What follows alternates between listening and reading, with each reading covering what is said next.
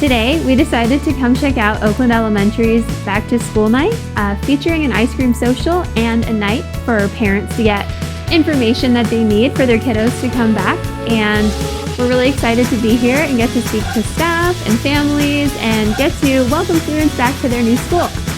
El evento que tenemos hoy día es la bienvenida a los padres para el nuevo año escolar. Hemos tenido una reunión con todos los padres en primera instancia para informarles sobre los procedimientos de la escuela de este año y también para informarles sobre qué significa estar en un colegio que es título 1.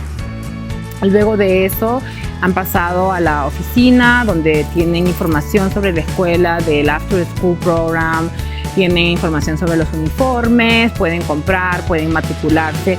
Luego van a ir a conocer a sus maestros, con los niños, dejar los útiles escolares, van a recibir algunas indicaciones para el resto del año con los maestros y luego van a ir afuera a recibir el Kona Ice que hemos contratado para todas las personas que estén presentes hoy día en la escuela. Oakland Elementary was one of 8 schools to receive some bond construction projects over the summer. So today we're going to explore the grounds where they received these upgrades. These irrigation improvements are important to the school because it creates an attractive and sustainable DPS campus, and it enhances the quality of students and parents' experience while they're here. We have these beautiful green spaces, we have more room for sports, and we have better playgrounds.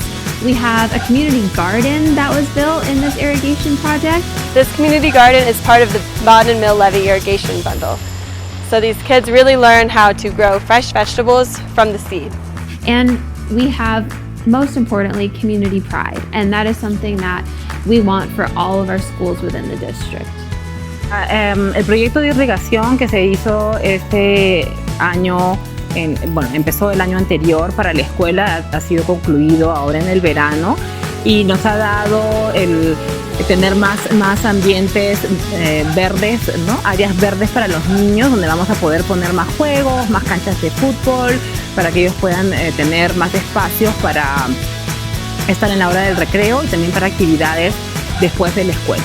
El campo tenía bastantes partes que no estaban verdes, estaban con tierra nada más. And we want to thank the Denver voters for making a commitment by helping us pass this bond to invest in schools like Oakland. We're just really overjoyed that we can continue to provide these type of updates at our elementary schools and all of our schools across the district.